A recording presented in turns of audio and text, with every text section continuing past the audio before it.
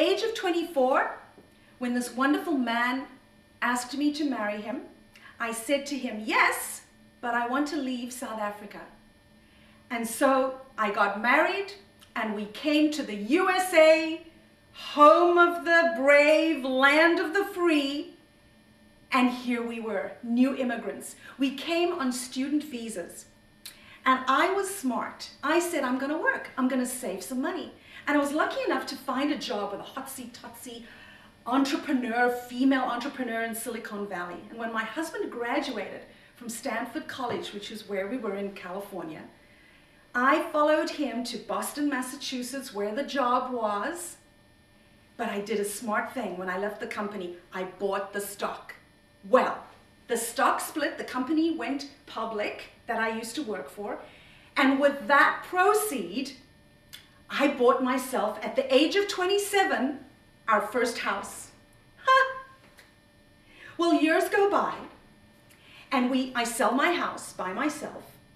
We move to a bigger house, better neighborhood, and soon I am supermom, PTA president, soccer coach to my 3 kids living in a 4-bedroom house with a 2-car garage and a swimming pool and a dog and a big mortgage and lots of money in the bank. Great, huh? This new immigrant was living the American dream. And then I woke up. And it was a nasty, rude awakening because my dream had turned into a dreadful nightmare. And there was a monster chasing after me in this nightmare, and it was called money. See, in the marriage, after a few years, I had gotten lazy, and I had left all of the financial matters to my former husband. Right, you're getting where this is going, right? He was very busy, focused on building his own software company. He wanted to sell it and make lots of money. And I was busy raising the kids and saving lots of money. One day, he was hiring lots of employees, building the company. And the next day, he comes and tells me we're on the verge of bankruptcy. One day, I'm looking to refinance the mortgage to take advantage of interest rates that were low. And I discovered, to my horror, that there's more than $80,000 in credit card debt that my former husband had accrued that was attached to my name. I was in shock.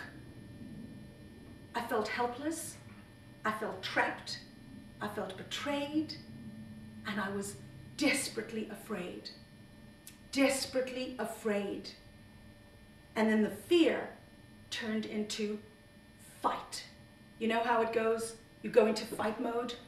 And then we were constantly battling and bickering over money. And then what happened was I just threw myself into it. I said, I need to take control. And I had my crash course in what I call Cirque de Finance. I was juggling credit cards. I was taking out home equity loans. I was having yard sales. I was meeting with venture capitalists. And I was even taking on jobs at night, sales jobs at night, so that I could pay the bills. Oh, come on, guys, not those kind of jobs. Thank you for the compliment anyhow. And I was even applying for college loans for the kids because they were off to college.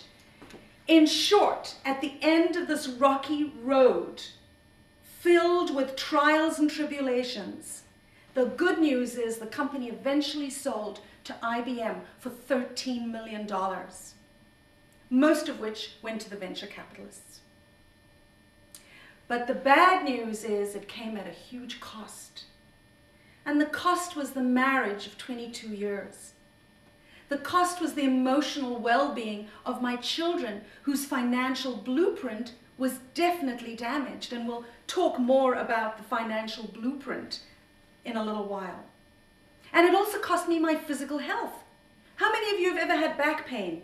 You know, that nagging lower back pain? Well, all the stress of all of that worry over money and battling over money, it took an effect on my back. I couldn't walk. I had such acute sciatica. I couldn't walk, I couldn't sleep, I couldn't drive a car, and I ended up having back surgery. Where were the Secrets of the Millionaire Mind book back then? It wasn't out. I didn't know. I was stuck in ignorance, stuck in my own worry, and I had to learn the lessons the hard way. If you think that issues over money do not affect every other aspect of your life, think again. Your relationship with money is fundamental to every other relationship in your life. And I learned as a mother, as a woman, that I had to be totally financially responsible for my own financial well-being, whether I was in a marriage or not. And I had to teach my children the same. Well, the end of the story, here I am, years later, much water under many bridges.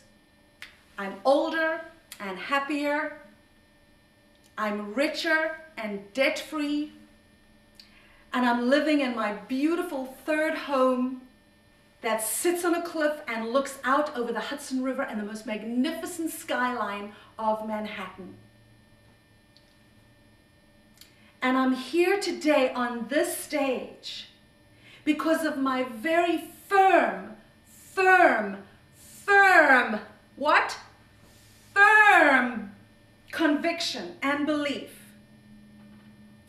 that I don't want anybody else to suffer the same way I did from unaware, unacknowledged, and unresolved money issues, because education is key. When you know better, you can do better. You can live better and you can love better. And so it is with profound privilege and delight that I'm standing here today in front of you lucky people and bringing you this amazing education from T. Harv Eker, the Millionaire Mind. Give yourselves a round of applause for being